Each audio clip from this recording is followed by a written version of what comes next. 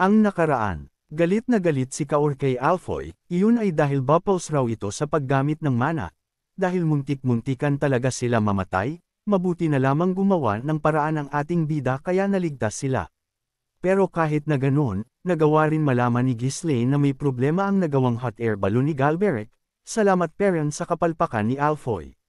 Pagpapatuloy. Habang naglalakad patungo sa training grounds, dinig ang mga bulungan ng mga kabalyero sa ilalim ng kanilang hininga. Bakit ba laging abala ang mahal na kamahalan? Sana naman, pwede tayong maghinay-hinay, di ba? Pakiramdam ko hindi pa buong-buo ang lakas ko. Aray, ang sakit talaga. Ang ilan ay nagpapalabis pa sa kanilang paghihinagpis, ngunit hindi sila pinansin ni Ghislaine. Tuloy-tuloy lang siyang naglakad, nangunguna sa daan patungo sa lugar ng pagsasanay. Hindi na niya kailangan pang mamagitan dahil nasa likod nila si Gillian, na matatalim ang tingin na halos itulak ang mga kabalyero para magmadali. Nang makarating sila, nagtaka ang mga kabalyero. Daan-daang entablado ang nakatayo, bawat isa'y halos kasing taas ng tao. Anong klaseng pagsasanay kaya ito? Tumayo si Ghislaine sa isa sa mga gitnang entablado, na para bang alam niya na ang mga tanong sa isip nila. Simula ngayon, mag-e-ensayo tayo ng fall techniques. Lalo pang naguluhan ang mga kabalyero. Alam nilang lahat ang ilang simpleng fall techniques. Bagamat hindi pa sila ganap na bihasa sa paggamit ng mana, bilang mga dating mersenaryo na ang buhay ay nasa pakikipaglaban, ang mga ganoong batayang galaw ay natural na sa kanila. Nagtawanan ang mga kabalyero at nagsalita. Alam na namin yan. Medyo bigyan nyo naman kami ng kaunting tiwala. Ang mga batayan ay kabisado na namin, alam mo yan. Pero umiling si Ghislaine at nagpatuloy. Simula ngayon, kailangan ninyong master ng mga techniques na ituturo ko. Walang magdadahilan, sumunod lang kayo, mariing sabi ng ating bida. Nang hindi na nag-aksaya pa ng sandali, lumundag si Ghislaine mula sa entablado at ipinakita ang teknik. Bumagsak siya sa isang braso at balikat, at agad na gamulong upang ikalat ang puwersa ng impact, isang variation ng lateral break fall. Hagalpak ang tawa ng mga kabalyero. Seryoso, mga kabalyero na kami, at nakakagamit na ng mana, at yan ang ipapagawa mo sa amin.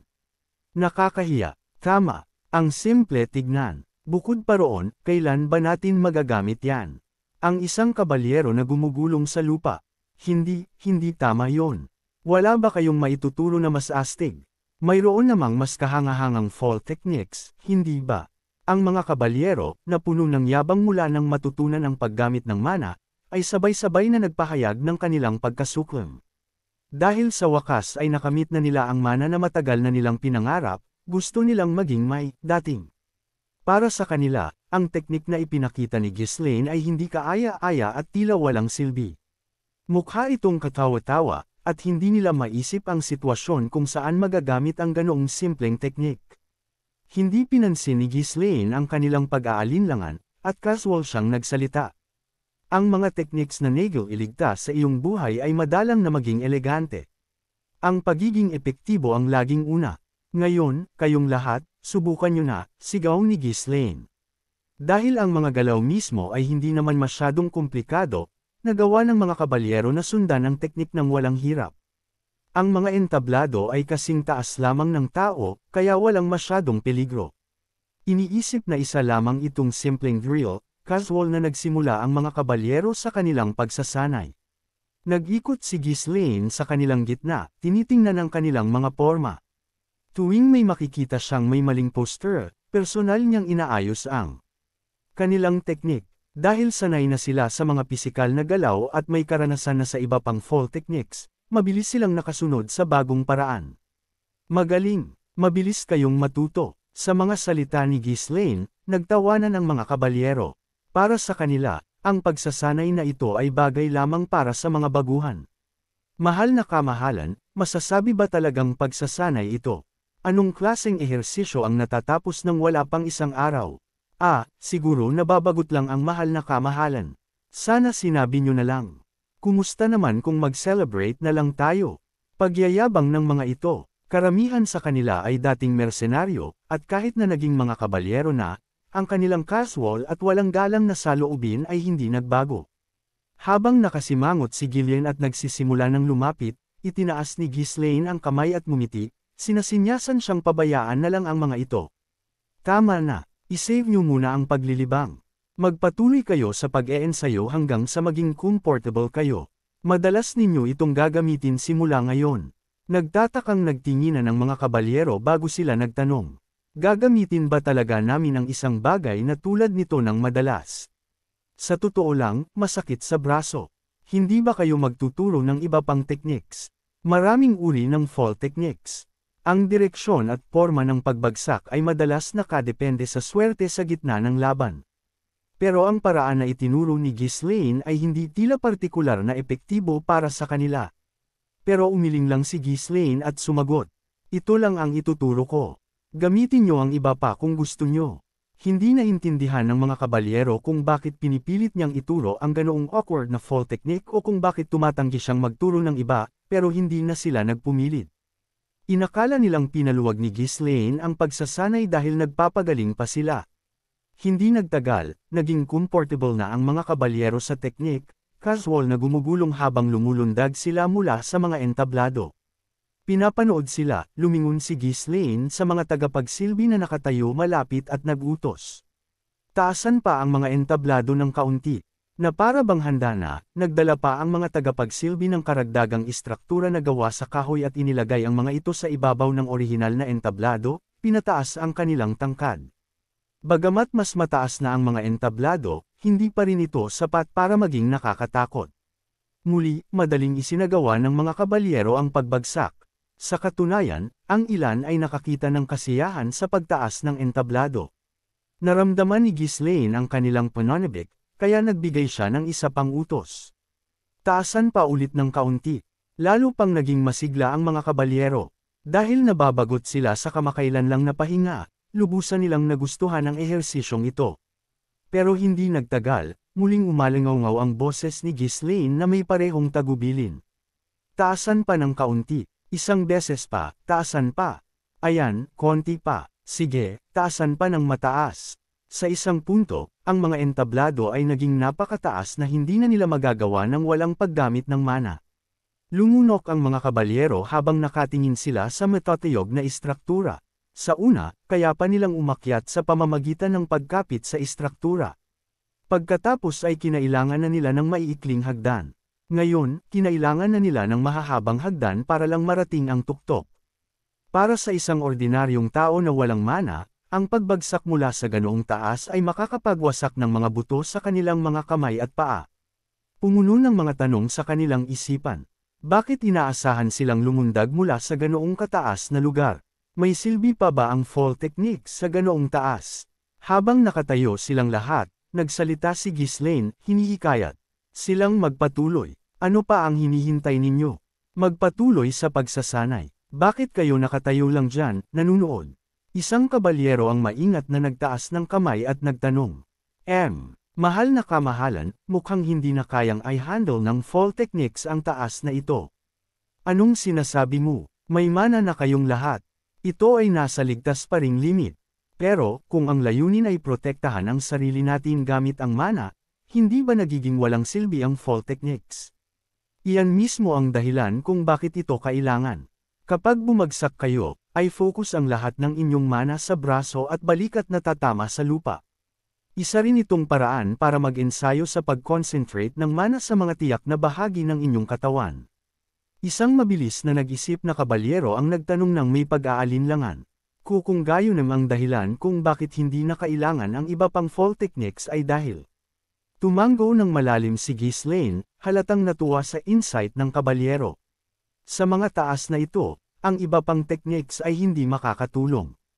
Pero sa paraan na itinuro ko sa inyo, isang braso lang ang mababali, at magagawa nyo pa ring tumayo at lumaban gamit ang inyong espada. Si Gordon, na hindi kailanman nanatiling tahimik kapag may nararamdaman siyang mali, ay biglang tumayo at sumigaw. Teka, bakit kailangan pa namin ng ganitong pagsasanay? Hindi naman kami lalaban sa mga higanti o kung ano paman. Hindi ito para sa mga duels. Kung gayon, para saan ito? Ito ay para sa mga sitwasyon kung saan kailangan ninyong tumalon o bumagsak mula sa pader ng isang kuta. Ang mga pader ng kuta ay para ipagtanggol mula sa itaas, hindi para talunan. Ginamit man ang fall techniques o hindi, ang pagtalon mula sa isang pader ay malamang na magreresulta sa pagiging napapalibutan at pagkamatay sa kamay ng kaaway. Tila ang kanilang kamahalan ay tumalon mula sa mga pader ng kuta ng ilang beses sa mga nakaraang labanan at inakala na lahat ay dapat maging handa na gawin ang pareho. Ito ba talaga bang kailangan? Gaano kadalas namin kailangang tumalon mula sa ganoong taas? Isa pang kabalyero ang nagpahayag ng tanong na nasa isip ng lahat. Tumango si Ghislaine na parabang ang sagot ay halata. Kapag nasa labanan kayo, hindi nyo alam kung ano ang mangyayari.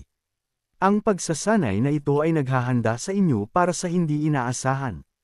Kung gusto ninyong magkaroon ng kahit na maliit na pagkakataon para mabuhay, mas mabuti pang mag-ensayo na kayo ngayon. Uminit ang ulo ng mga kabalyero sa pagkadismaya, ngunit walang sinuman ang makakapalag sa pangangatuwiran ni Ghislaine. Hindi na sila makasagot sa mga salita ni Ghislaine at nagsimula silang umakyat sa mga entablado ng isa-isa. Ang kanilang mga mukha ay pare-parehong seryoso, walang bakas ng dating kasiglahan. Hindi na nila kayang tumawa habang nag-eensayo tulad ng ginawa nila sa simula. Ang isang maliit na pagkakamali ay maaaring magresulta hindi lamang sa isang bali na braso, kundi sa mas malala pang mga pinsala. Umalangaw-ngaw ang mga sigaw sa buong training ground habang ang mga kabalyero ay bumabagsak mula sa metatiyog na entablado. Aray! Sana naman may samalo sa akin. Ang sakit na nito, mga baguhan pa lang kami. Pagrereklamo na ng mga nagyayabang noong una. Kahit na may kakayahan na silang gumamit ng mana, may limitasyon kung gaano katagal kaya ng mga baguhang kabalyero na tiisin ang sakit mula sa ganoong taas.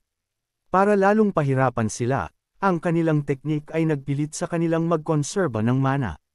Kung ubusin nila ang lahat ng ito, magsisimula silang umubo ng dugo. Bilang resulta, maaari lang nilang gamitin ang mana sa tiyak na sandali bago ang impact, na nagpapatala sa kanilang focus at control sa mana.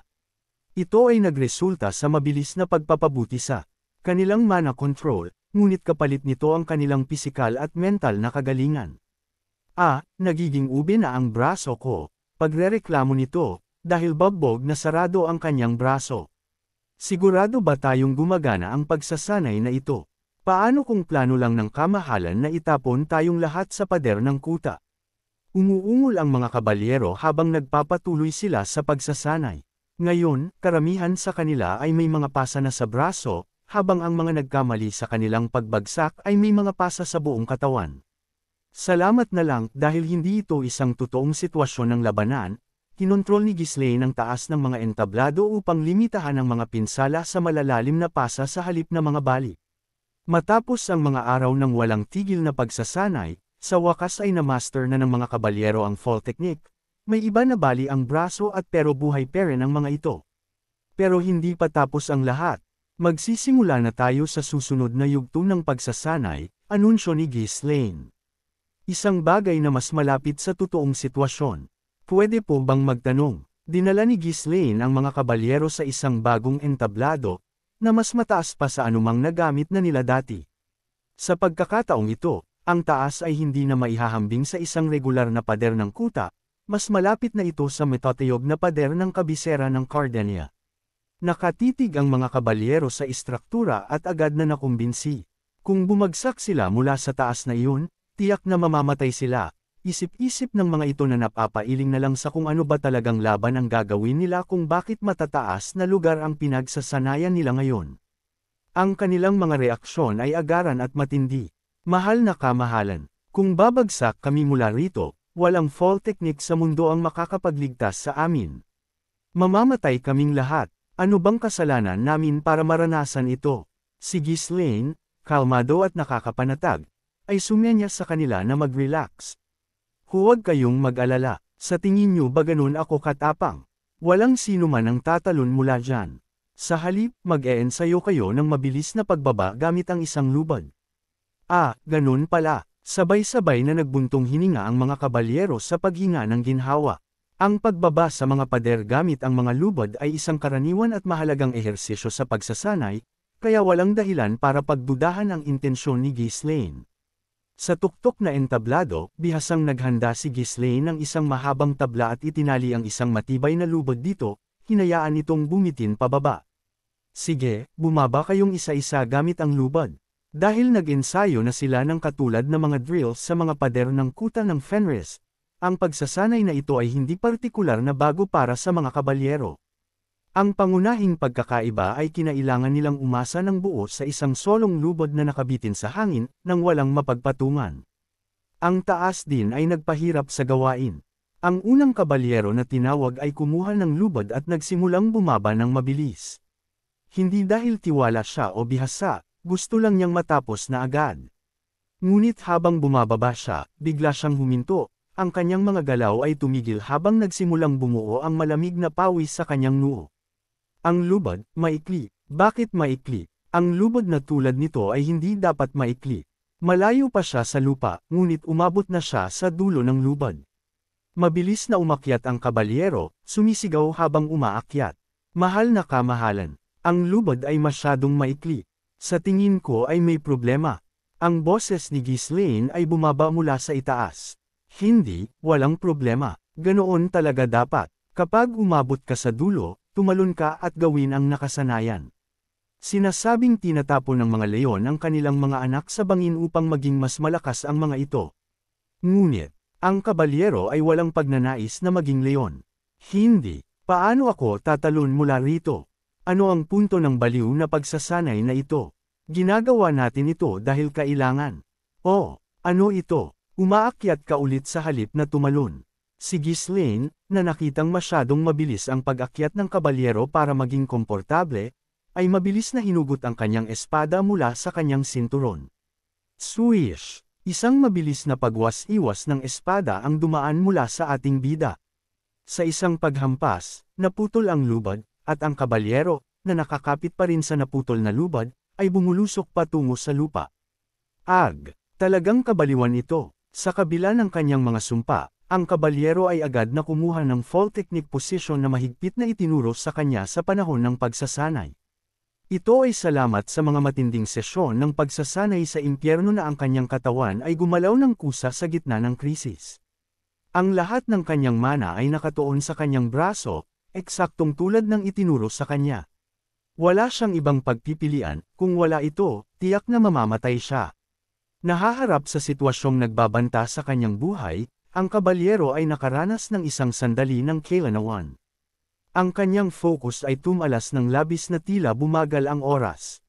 Boom! Bumagsak ang kabalyero sa lupa, ang kanyang katawan ay gamulong upang ikalat ang impact hanggat maaari. Kung ang pagbuhay ay nangangahulugang pag-iwan sa anumang pagpapakitang tao na maging cool, sige. Kahit na nakakahiya, ang mga salita ni Ghislaine ay totoo. Bagamat ang sakit ay napakatindi, hindi nabali ang kanyang braso. Ang brutal na pagsasanay ay tunay na nagbunga. Buhay, buhay ako. Haha, sabay ubo ng ubo nito. Ang kabalyero ay naglabas ng isang masayang tawa ngunit agad na bumagsak, umuubo ng dugo. Kahit na nanatiling buo ang kanyang braso, ang impact ay nag-iwan pa rin ng pinsala. Para ganap na maalis ang ganoong shock, kinailangan niya sana ng mas malaking mana at mas tumpak na teknik, na hindi pa kaya ng isang baguhang kabalyero. Lumingon si Ghislaine sa mga natitirang kabalyero, ngumingiti ng maliwanag. Kita ninyo, gumagana, susunod. Habang namumuo ang mga luha sa kanilang mga mata, ang susunod na kabalyero ay lumapit, kumuha ng bagong nakakabit na lubad at nagsimula siyang bumaba. Ang pagiging kabalyero sa teritoryo ng ating bida, isang desisyon na lubusan nilang pinagsisihan. At kaya, ipinagpatuloy ng mga kabalyero ang kanilang matindi at madyugo na pagsasanay. Bakit kayo ganitong uri ng pagsasanay ang ginawa ng ating bida? Ano kayang pinaplano nito sa pagsalakay sa mga kalaban? Abangan! Kung nagustuhan po ninyo ang aking recap, huwag sana ninyong kalimutan ang mag-like o mag-comment. Maraming salamat!